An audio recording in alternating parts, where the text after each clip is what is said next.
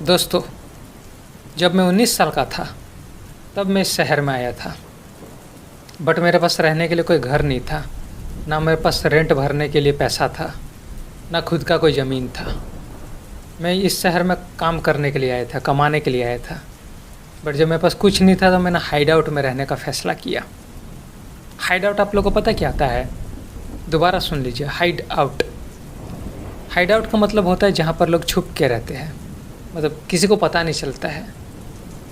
तो इस शहर में जिस हाइड आउट में मैं छुप के रहता था, ये समझ लीजिए आप लोग का शहर के बाहर में बहुत पीछे की तरफ, मतलब जहाँ से रेलवे स्टेशन स्टार्ट होता है उसके और इस साइड से शहर के समझ लीजिए, और 10 मिनट बाद शहर पड़ेगा, मतलब स्टेशन पड़ेगा। वहाँ पर एक खंडहर टाइप का था, घर टाइप का था, घर नहीं कहूँगा, बहुत बड़का टाइप का एक खंडहर था, टूटा फूटा। और आसपास हमेशा पानी ही जमा रहता था, बारिश वारिश का पानी, नाला वगैरह का पानी जमा रहता था। एक तरह का डोमेस्टिक स्वयं के आसपास ही समझ लीजिए वो हाइड आउट बना हुआ था, जहाँ पर मैं छुप के रहता था और मैं जॉब ढूंढने का कोशिश करता था। बिजनेस में कोई सफलता मुझे मिला नहीं था और इस जगह पे मैं अकेले नहीं रहता था, वो सब लोग रहते थे जो लोग मुसीबत के मारे हैं। इस हाइड आउट में करीब 7-8 फैमिली रहता था। बहुत सारा ऐसा भी आदमी लोग था जिन लोगों को बच्चा तक हो चुका है और आज भी छुप के रहता है क्योंकि रेंट भरने का पैसा नहीं है। दिन के तरफ शहर चल जाते, कोई कुछ काम करता है, कोई छोटा मोटा व्यापार करता है, फिर रात होता है हाइड आउट में चलाते। क्योंकि अभी के टाइम पे अगर आप रेंट भरेंगे तो आपको मिनिमम 10,000 रुपये या 7,000 रुपये तो चाहिए एक ढंग का घर लेंगे। तो उससे कम दाम का अगर घर लेंगे तो रहना ना रहना बराबर है। उससे अच्छा तो आप हाइड आउट में ही रहने लग जाइए। खैर, तो स्टार्ट में मैं भी, आप समझ लीजिए कि मैं थोड़ा बहुत रिपेयर वगैरह का, इलेक्ट्रॉनिक रिपेयर का काम करता था। बट उससे इतना तो पैसा हो नहीं पा रहा था कि मैं घर का रेंट भर सकूं। इसलिए मैं भी हाइड आउट में रहता था। हाइड आउट में 1 साल रहते रहते तक मेरे को एक लड़की भी मिल गया था जिसको मैं पसंद करता था, जिसका नाम था संजना। वो भी मुझे पसंद करती थी और वो भी हाइड आउट में रहती थी। एक्चुअली में मतलब वो अपने पापा का साथ रहती थी, उसकी मम्मी का डेथ हो चुका था।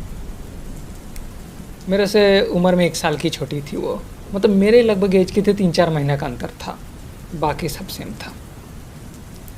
बट जाहिर सी बात है, पैसा का ज़रूरत किसको नहीं पड़ता है।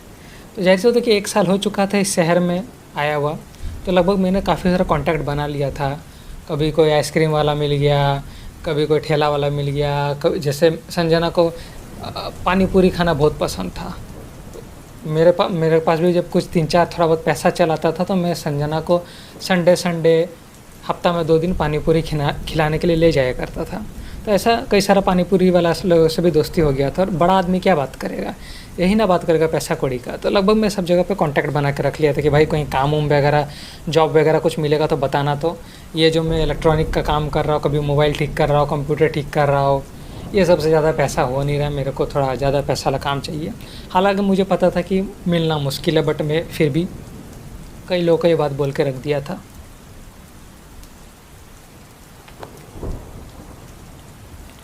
अब समझ लीजिए कि 2014 के आसपास का बात है। मेरे पास एक छोटा सा फ़ोन था, मतलब मेरे पास नहीं था, वो संजना के पास ही था। मैं तो सब लोग को नंबर संजना का दे दिया था, ठीक है ना। मतलब मेरे पास जो था मैंने संजना को दे दिया था फ़ोन तो, और उसका पापा का अपना था। तो एक रात संजना को फ़ोन आता है, संजना मेरे पास आती है। उस रात हल्का हल्का बारिश हो रहा था, तो चूँकि ये हाइड आउट था, यानी कि एक तरह का खंडहर टाइप का जगह था जहाँ पर 7-8 फैमिली छुप के रहता था। जैसे मैंने बोला था, जिन लोगों का रेंट भरने का पैसा नहीं था, तो ऊपर में हम लोग प्लास्टिक का तिरपाल टाइप का दे के रखे थे बारिश से बचने के लिए। हल्का हल्का बारिश हो रहा था। संजना तभी मेरे पास आई कि देखिए तो आपका किसी का फ़ोन आया है।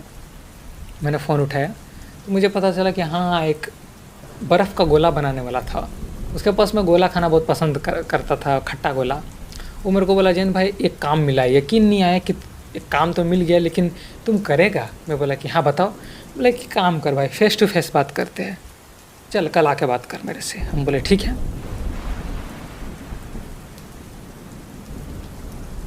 मैंने फ़ोन संजना को दे दिया, संजना को कुछ नहीं बताया। मैं बोला कि हाँ ठीक है। एक दोस्त फ़ोन किया। अगला दिन दोपहर को मैं पहुँच गया उसके पास, गोला वाला के पास। मैं बोला कि हाँ भाई क्या काम है? बोला कि जैन भाई, शहर का समझ बहुत पीछे में एक फैक्ट्री है, वहाँ तुमको काम मिला है, 7,000 रुपये महीना है। मैं 7,000 रुपये सुन के तो खुशी से पागल हो गया। मैं बोला कि यार मैं तो उतना पढ़ा लिखा भी नहीं हूँ, मेरे को मिलेगा मतलब 7,000 का काम क्या है ये तो बताओ। उसने बोला कि जयंत कोई बड़ा काम नहीं है, तुम कर लेगा, गार्ड का काम है, तुमको दिन रात गार्ड का काम करना है, खास करके रात के टाइम करना है, दिन को नहीं भी करेगा चलेगा बट रात को करना ही है। बोला 7,000 रुपये तो बहुत ज़्यादा है यार गार्ड का काम के लिए। गार्ड का काम के लिए तो 3-3,500 रुपये मिलता है, 7,000 रुपये कुछ ज़्यादा नहीं है। अच्छा चल मैं तैयार हूँ। बोला रुको रुको जयंत पूरा बात तो सुन लो। मैं बोला कि हाँ। उसने कहा कि देख करीब 2 साल पहले का बात है, ये फैक्ट्री का लगभग जितना आदमी लोग था सब लोग रातों रात गायब हो गया, मर गया। सब लोग का लाश इधर उधर बिखरा हुआ मिला था फैक्ट्री के बाहर में। कैसे मरा कोई नहीं जानता। सब लोगों ने इन्वेस्टिगेशन किया, बाहर से भी आया पुलिस वगैरह, अफसर वगैरह, किसी को पता नहीं चला कि कैसे ये लोग मरा है। फिर फैक्ट्री को सेफ्टी के लिए बंद कर दिया गया। बट फैक्ट्री का जो मालिक है फ़ॉरेन का रहने वाला है, बहुत पैसा वाला है, और फैक्ट्री का जो मशीनरी सब है बहुत महंगा है। इसको डर है चोरी ना हो जाए, क्योंकि कुछ चोरी हुआ है यहाँ से, गिट्टी वगैरह, सीमेंट वगैरह और छड़ वगैरह, और कुछ भी थोड़ा बहुत जो फैक्ट्री के बाहर में मोटर वगैरह रहता है, पंप वगैरह रहता है, टुलू पंप, वो सब चोरी हुआ है। तो ये चाहता है और चोरी ना, इसलिए गार्ड का ज़रूरत है। मैं बोला भाई 2 साल से जगह खाली पड़ा है। बोला हाँ इसी कारण से, कोई वहाँ पर नौकरी नहीं करना चाहता है, सब लोग डरता है भाई, सबको अपना जान का फिक्र है। तुम करना चाहता है तो बोलो। लेकिन जयंत मैं पहले बोल देता हूँ, मैं गारंटी नहीं लूँगा अगर तेरे को कुछ हो जाएगा तो। मेरे को सिर्फ पता चला, मैं तुमको बता रहा हूँ। क्योंकि ये जहाँ पर जॉब मिल रहा था जिस फैक्ट्री में, वो पूरा का पूरा स्वैम्प एरिया था, यानी कि थोड़ा डाउन एरिया में था। आसपास हमेशा पानी भरा रहता था, यानी कि इलेक्ट्रिक नहीं, कोई ट्रांसपोर्ट नहीं, कोई गाड़ी से आ जा नहीं सकता। पैदल से तुमको पहले स्वयं का एरिया पार करना पड़ेगा, फिर हो सकता है तुम साइकिल से आएगा, क्योंकि पूरा मिट्टी वाला जगह था। उस बीच में ही वो फैक्ट्री तो बना था। एक तरह का तेल को रिफाइंड टाइप का करने का फैक्ट्री था। तेल से डिफरेंट तरह का यानी कि चीज़ बनता था, और भी तरह का सीमेंट को भी बनाने का काम करता था, पैकेट में डालने का काम करता था। सीमेंट सब दूसरा जगह से आता था, कुछ लोहा वगैरह का बनता था, छोटा मोटा टाइप का फैक्ट्री था, प्राइवेट फैक्ट्री। मैं सोचा भाई अगर जॉब मिल जाए 7,000 रुपये का तब तो बहुत अच्छा है। 1 या 2 साल के अंदर मैं अपना ज़मीन ले लूँगा, और जो हाइड आउट में कुत्ता की तरह छुप के रहता उससे तो राहत मिल जाएगा। संजना से भी शादी कर लूँगा। मैं बोला कि मैं तैयार हूँ। अब देखो भाई जान का खतरा किस काम में नहीं रहता है। मैं बोला कि मैं तैयार हूँ। बोला ठीक है जैन, तुम्हारा मर्जी है, तुम चलाना।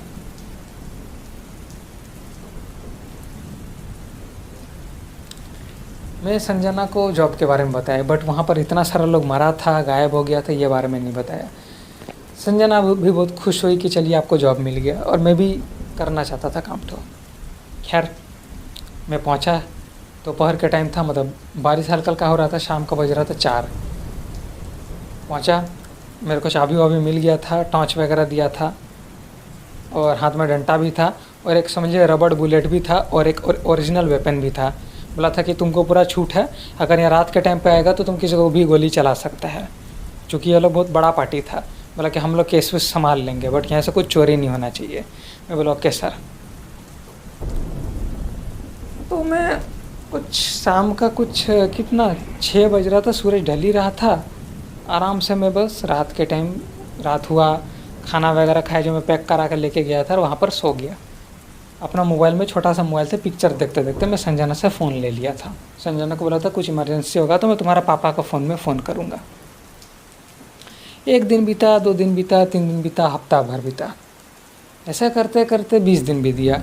अभी तक 1 महीना हुआ नहीं था कि सैलरी मुझे मिलेगा, नहीं मिला था अभी तक। एक दिन ऐसे ही हुआ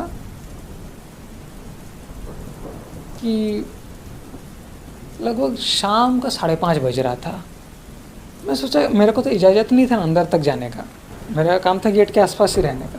मैं बोला कि चल थोड़ा आज घूम के आते अंदर से, बड़ा मूड अजीब लग रहा है, 20 दिन से क्या कुत्ता की तरह यहाँ पर गेट के पास काम कर रहा हूँ। मैं पैदल अंदर गया, और पूरा अंदर में देखेंगे पेट्रोल वाला पानी ज़मीन पे फैला हुआ था, क्योंकि स्वयं था, कहीं से लग रहा है पानी वगैरह लीक कर रहा होगा, ये पेट्रोल को रिफाइन कर रहा होगा, कचरा वगैरह यहाँ वहाँ फैलता है ना, वो सब था। हालांकि फैक्ट्री बंद हो चुका था, अभी तो खुला नहीं था वो घटना के बाद से। मैं जैसे आगे गया तो मुझे कुछ आवाज़ सुनाई दिया, cut cut cut cut cut cut type का कुछ आवाज़ सुनाई दिया। मैं थोड़ा सा और अंदर गया, अंदर जाके मैं देख रहा हूँ एक बहुत बड़ा, मैं क्या बताऊँ, अब समझ लीजिए दो नहीं कहूँगा, एक वो कार उतना बड़ा।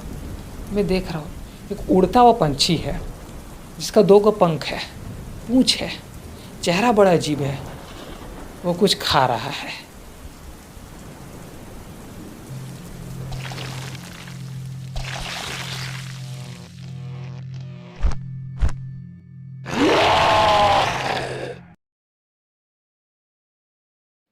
मैं झाड़ी में से छुप गया। पहले तो मेरे को मेरा आँख पे यकीन नहीं है मैं देख क्या रहा हूँ, और देख रहा हूँ उसके हाथ में वो, जो मैं बोला कि पंछी टाइप का दिख रहा था, उसके हाथ में किसी का टांग टाइप का है, मतलब मैं समझ गया तो पूरा ब्लड निकल रहा है और उसको चबा चबा के खा रहा है। गौर से जब मैं धीरे धीरे करके ऐसा करके टेढ़ा मुंडी को करके थोड़ा सामने जाके देखा तो इतना तो समझ गया कोई इसी इंसान का पैर था, झाड़ी में छुप छुप के खा रहा था वो पंछी ठो। वो पंछी नहीं लग रहा था, उसका चेहरा बड़ा अजीब टाइप का था। चेहरा ऐसा मतलब डरावना टाइप का चेहरा था कि मैंने देखा नहीं है, बस 2 का पंख था और पूरा हरा कलर का दिख रहा था और पूँछ था उसका। मेरा ना मतलब उस टाइम हालत ख़राब हो गया, हिलने डुलने का हिम्मत नहीं था। मेरे को यकीन नहीं आ रहा था कि मैं वहाँ से चल के आया इस मुसीबत के पास, और ये मेरे को अभी तक देखा कैसे नहीं है। उसने ज़ोर से चिल्लाया और वो खा रहा था। मैं धीरे धीरे करके पूरा बचा बचा के अपना पैर उठा कि आवाज़ न पीछे गया, और उससे नज़र बचा के बस वहाँ से आया गेट तक और सांस लिया, और पूरा डर गया मैं। और मेरे अंदर हिम्मत नहीं था कि और मैं वहाँ डिप्टी करूँ। फटाक से मैं क्या बताऊँ, मैं ताला तक नहीं लगाया, खाली गेट का सटा दिया कि कहीं ऐसा ना कि मेरा आवाज़ सुन ले जंजीर का। और मेरे को यकीन नहीं आ रहा था, मैं 20 दिन से यहाँ नौकरी कर रहा था। मैं भाग के चला आया वापस हाइड आउट में, जहाँ पर जाहिर सी बात है कि सब लोग छुप के रहता था, जो लोग बेघर था। रात का टाइम हो गया था, मैं पूरा डरा हुआ था। संजना ने मेरे से पूछा, बताइए क्या बात है, आप इतना डरे हुए क्यों है। मैं सोचा मेरे को संजना को सच बता देना चाहिए, क्योंकि मैं ये नौकरी करूँ ना करूँ मेरे को समझ में नहीं आ रहा था। संजना को सब बता दिया। उसने मेरे को तभी बोला कि आप ये जॉब तो छोड़ दीजिए।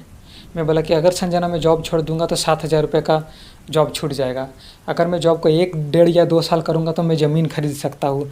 और हम लोग जो कचड़ा टाइप का ज़िंदगी जी रहे, खंडहर में छुप के रहते हैं, बारिश होता है तो भीगते हैं, गर्मी में गर्मी से मरते हैं, ठंड में ठंड से मरते हैं, ये परेशानी से बच सकते हैं।